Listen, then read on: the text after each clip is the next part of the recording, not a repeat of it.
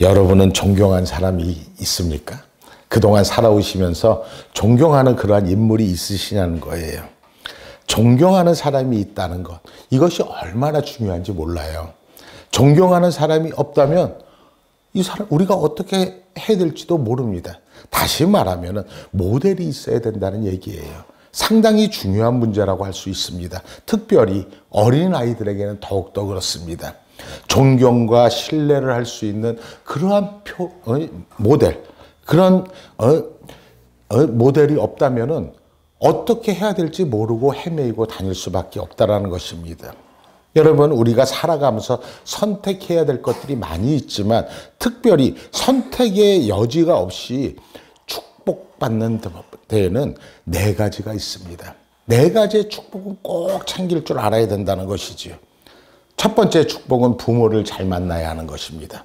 그리고 두 번째 축복은 스승을 잘 만나야 하는 것이고, 세 번째 축복은 배우자를 잘 만나야 하는 것입니다. 그리고 네 번째는 목사를 잘 만나야 하는 것입니다. 여러분들은 목사를 잘 만났습니까? 네, 이 4가지 너무너무 우리가 살아가는데 중요하다고 할 수가 있습니다. 이것은 마치 DNA와 같은 거예요. 어쩌면 무의식적인 모델이요, 또한 표본이 될 수가 있기 때문에 너무너무 중요하다는 것입니다. 의식하든 말든 선택의 여지가 없이 나에게 모델이 됩니다. 표본이 되는 것이지요.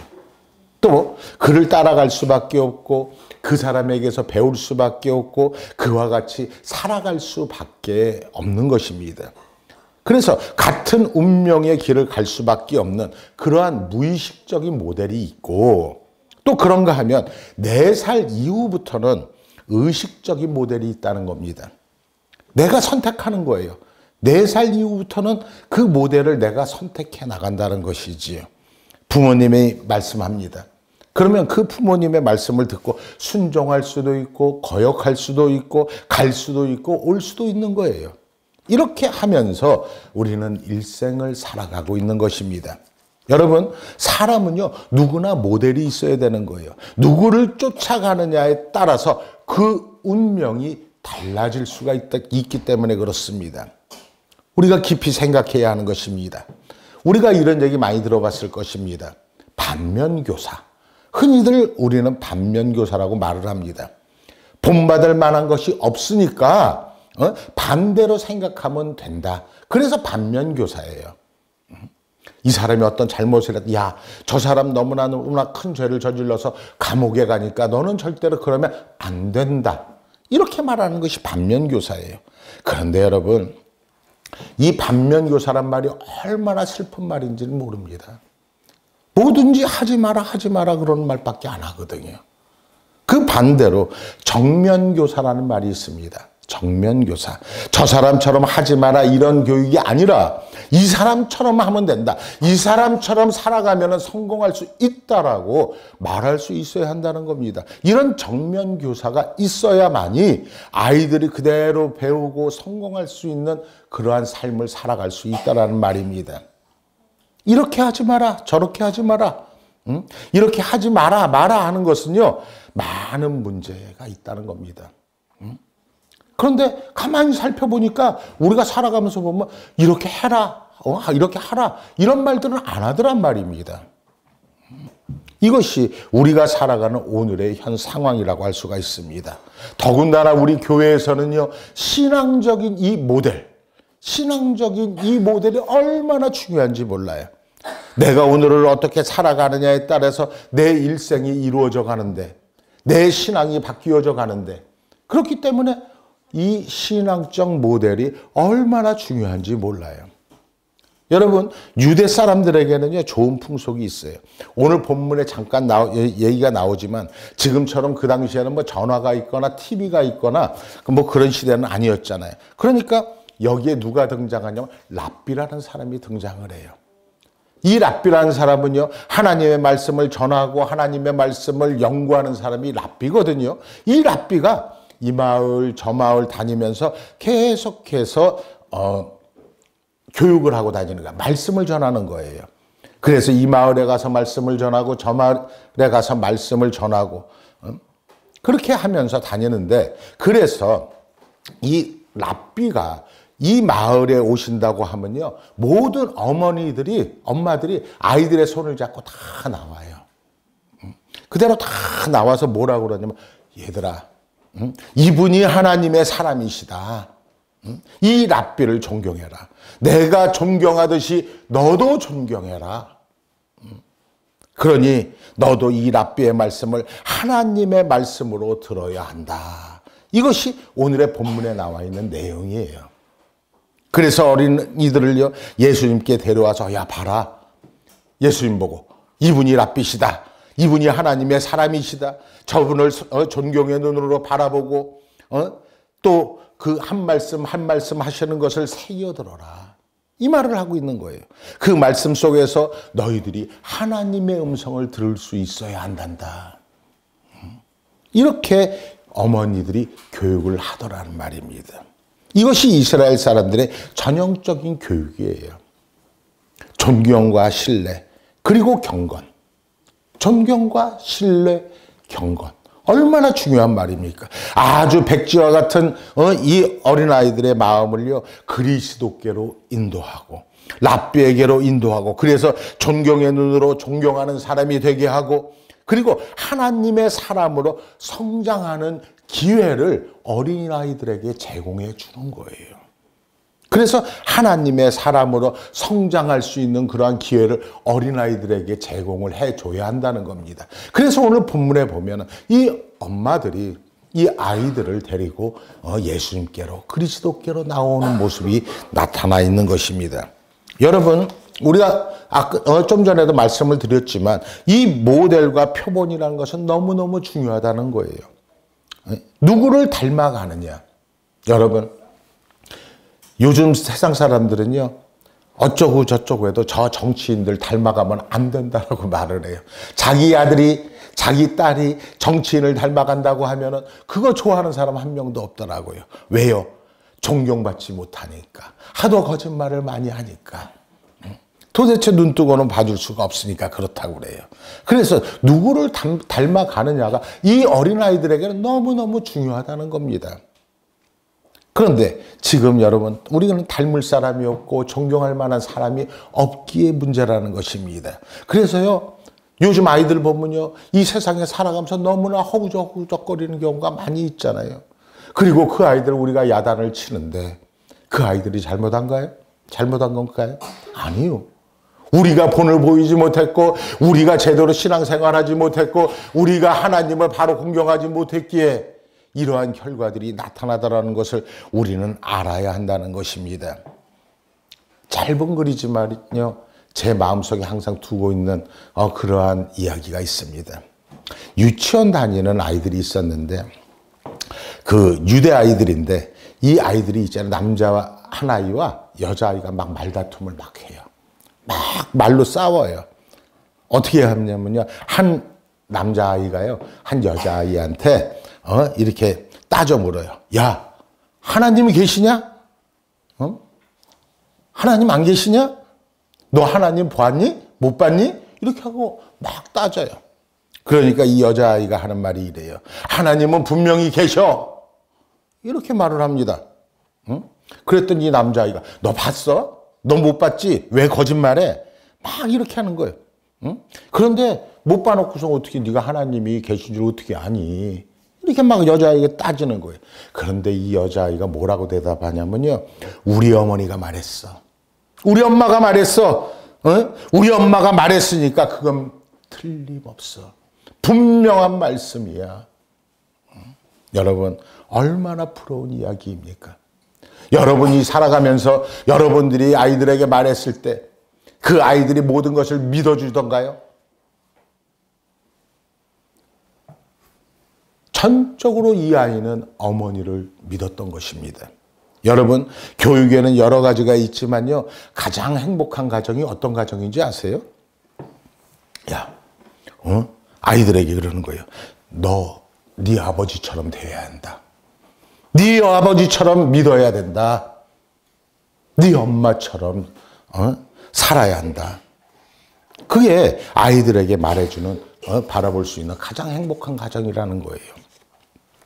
너희 엄마처럼 예쁘게 살았으면 좋겠다. 너도 결혼해서 너희 엄마처럼 네가 살아갈 수 있으면 좋겠다. 이렇게 아빠가 아이들한테 또 얘기해 줘야 된다는 거예요.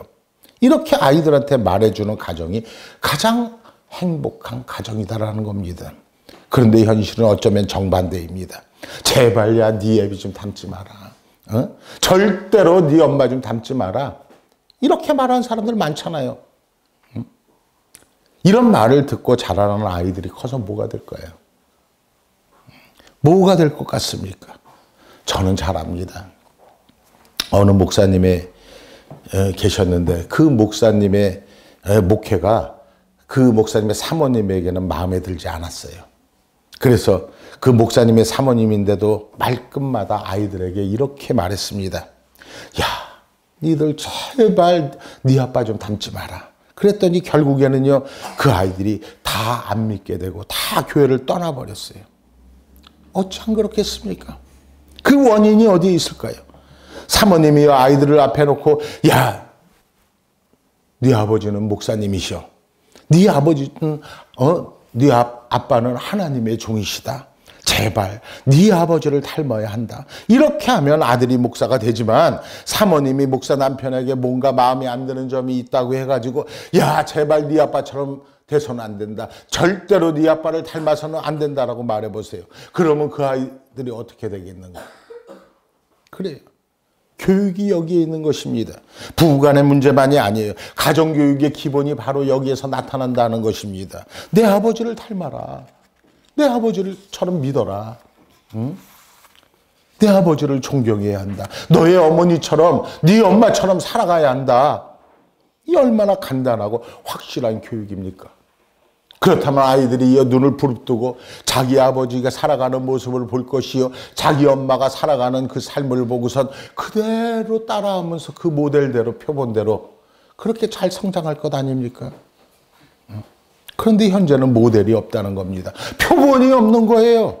그러니 도대체 어떻게 살아가야 할지 아이들이 모르니까 계속해서 방황하고 떠돌고, 이렇게도 충돌되고 저렇게도 충돌되고 어떻게 살아야 될지 모르는 거예요. 우리가 잘 알고 있는 종교개혁자 마틴 루터. 이 마틴 루터라는요, 공경이란 말을 아주 강조하던 사람이에요. 공경. 부모는 사랑하는 것이 아니라는 거예요. 부모는 공경의 대상이지. 이렇게 말을 합니다. 공경이란 여러분 무엇인가요? 십계명에 있는 부모에는 4가지가 있다고 루터는 얘기합니다. 이것이 마틴 루터의 말인데 이 마틴 루터가 이렇게 덧붙입니다. 부모가 부모요, 선생이 부모요, 목사가 부모요, 그리고 왕이 부모다. 이 4분을 존경할 줄 아는 인격이 되어야만 한다. 그것이 교육이라는 것입니다. 그것이 바로 신앙이라는 거예요. 여러분, 모델 가운데 가장 큰 표본이 누구입니까? 예수 그리스도입니다. 예수님밖에 없는 거예요. 그래서 오늘 본문에는요, 사람들이 어린아이들을 예수 그리스도께 데리고 와서 축복해 달라고 이렇게 말을 하고 있습니다. 그리고 아이들에게 이렇게 말합니다. 야, 니들 잘 우러러봐라. 저분이 하나님의 사람이시다. 저분의 음성에서 우리는 하나님을 만나야 되는 거야. 내가 저분을 하나님의 아들로 영접한 것처럼 너도 저분을 하나님의 아들로 우러러보고 영접하고 순종해야 한다. 이 말이 오늘 본문의 말씀이란 거예요. 여러분, 말씀과 경건 그리고 믿음이요, 얼마나 여러분 중요한지 여러분들 잘 아시잖아요.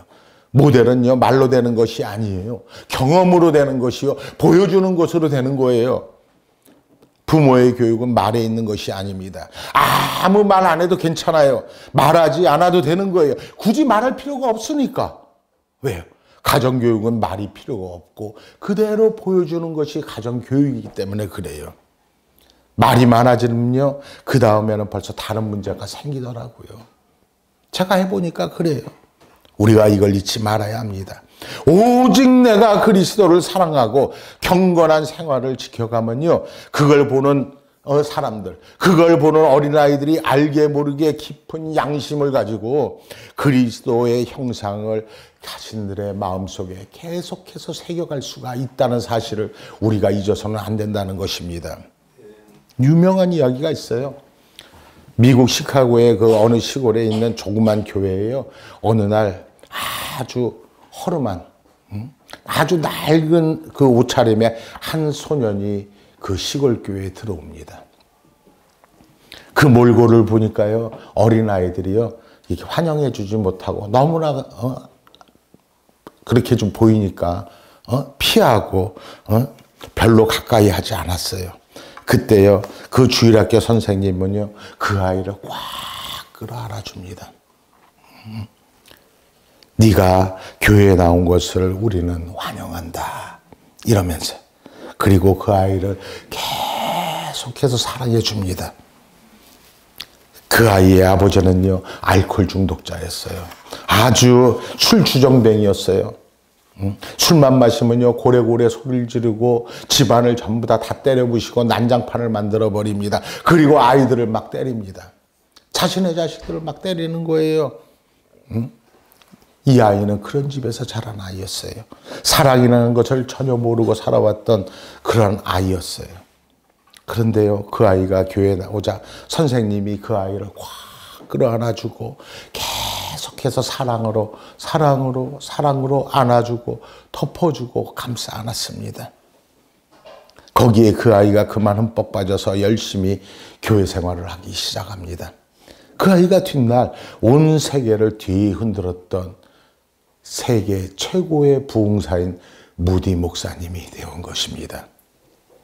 무디 목사님은요, 술주정뱅이의 아들이었지만 교회에 나왔기에 사랑을 받을 수가 있었습니다. 그래서 하나님의 사랑을 알았고 마침내 세계적인 부흥사가 되어서 하나님께 쓰임받았던 그러한 귀한 목사님으로 살아갈 수가 있었다는 것입니다. 우리가 이것을 기억해야 합니다. 빌립보서 3장 17절의 말씀에 보면요, 사도 바울이 아주 담대한 말을 합니다. 아주 실제적인 말씀을 하는 거예요. 뭐라고 하냐면요, 빌립보서 3장 17절에서 함께 나를 본받으라, 이렇게 말을 하는 거예요. 본받으라. 본받으란 말 하지 않아도 본받잖아요. 그런 말 할 필요가 없어요. 그러나 사도 바울은 말합니다. 함께 나를 본받으라. 함께. 그러기 위해서 나는 어찌해야겠습니까? 나는 누구인지 알아야 되잖아요. 고린도전서 11장 1절에서 나는 누구인가에 대한 답이 나옵니다. 내가 그리스도를 본받는 자가 된 것 같이 너희는 나를 본받는 자가 되라. 내가 그리스도를 본받는 자 된 것 같이, 내가 그리스도를 본받는 자가 된 것 같이 너희는 나를 본받는 자가 되라. 여기에 해답이 있다는 것입니다. 내가 그리스도를 본받는 자 된 것처럼 너희는 나를 본받으라. 여러분, 본받으란 말 안 해도 다 본받아요. 내가 다 본받아요. 내가 갈 길만 바로 가면요, 우리 자녀들은요, 그대로 따라온다는 것입니다. 여기 아이들이 있지만 이 어린아이들이요, 우리가 예배드리는 모습, 우리가 찬양하는 모습, 우리가 기도하는 모습, 우리가 바로 드리기만 한다면은 이 아이들은 그대로 본받고 그대로 따라하고, 그래서 다음 세대로서 이 교회를 책임질 수 있는 그러한 아이들로 성장할 수 있다는 사실을 우리가 잊어서는 안 된다는 것입니다. 그래서 우리가 본받는 모델이 되어줘야 한다는 것입니다. 그리스도를 본받는 자의 모습을 보여주고, 이 아이들이 우리와 함께 그리스도를 본받는 자가 되기를 우리는 최선을 다해서 살아가야 되고 기도해야 된다는 사실을 우리는 잊어서는 안 된다는 것입니다. 여러분, 자녀에게 나를 닮아라라고 할 것이 아니고 그리스도를 닮아라. 그리스도를 닮아라. 내가 그리스도를 닮으려고 한 것처럼 나를 닮아라.